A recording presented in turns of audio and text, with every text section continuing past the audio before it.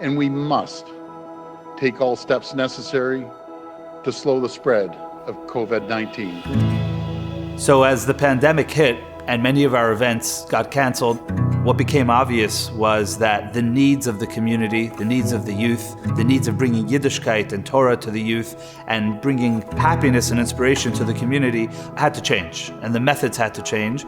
And it's not a time to be shut down. It's a time to reinvent ourselves and become relevant to the current needs of our community. That's when we stepped up and we said, okay, now's the time. We need to do something. The very first thing that we did was bring people together. As an ambassador committee, we came up with a mega tie-dye Zoom event. I packaged up all the tie-dye, all the boxes, all the t-shirts. That way, when people came here, it was much easier for them to just come and grab a bag and then do it straight from home. Just to see people's faces, just to do an activity and know that, the world around them, we're all in this together, we're gonna be okay, let's give each other encouragement.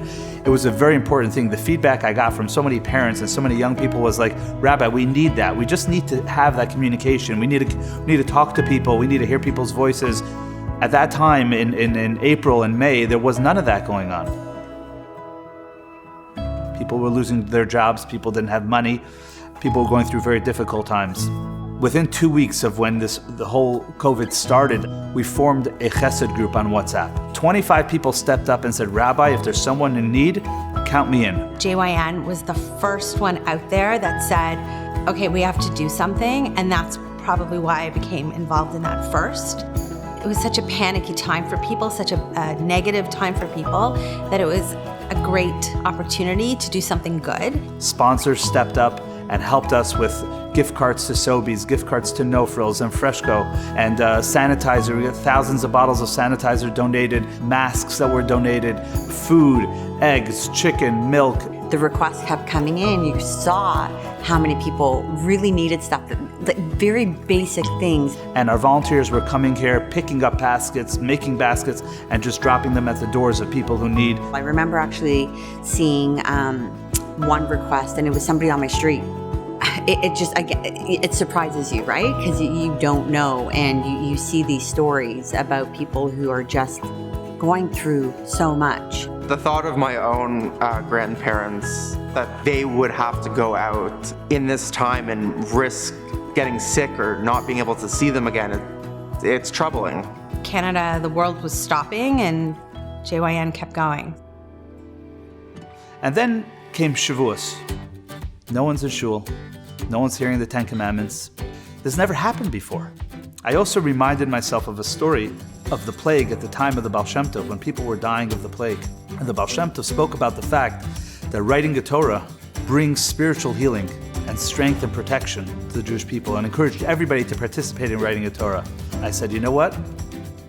We're going to write a youth Torah so that we reaffirm the youth's commitment that they're the guarantors of the Torah, and we bring health and protection to our community.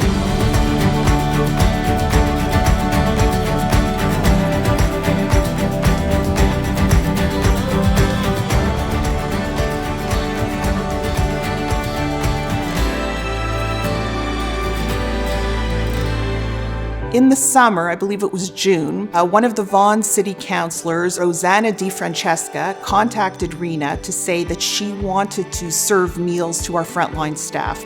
We explained to her that all of our locations are kosher and we had to have kosher food. So we immediately thought of Rabbi Shmuley and the kosher pickle truck, and he immediately agreed to come and help us out.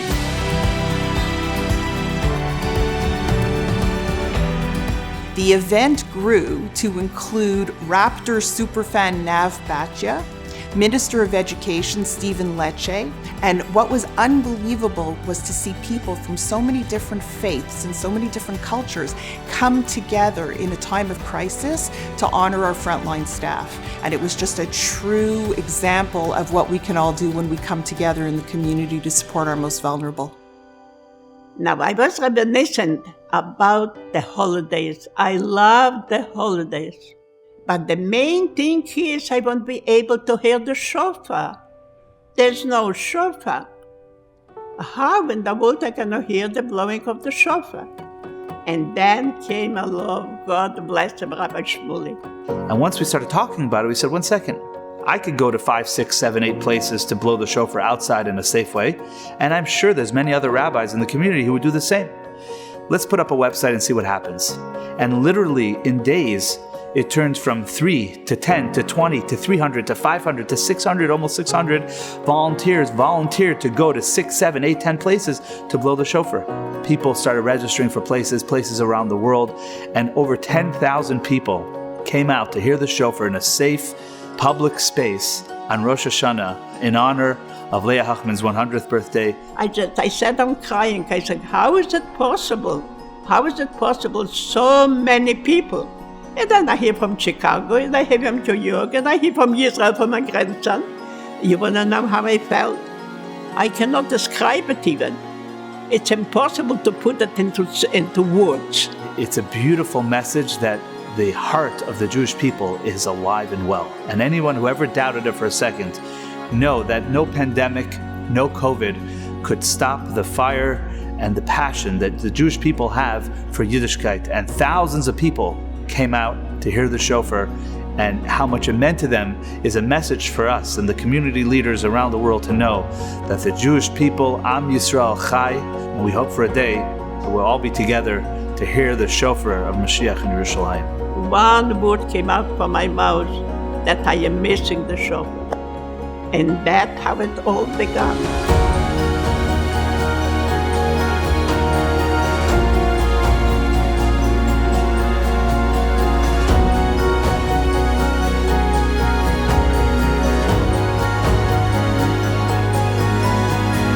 It has brought us together in a certain way. It's brought the need of essentials and helping people, being there for each other, realizing what's important. It sort of took our fast-paced life for everybody and slowed it down to give us some time to just look around and see what's important.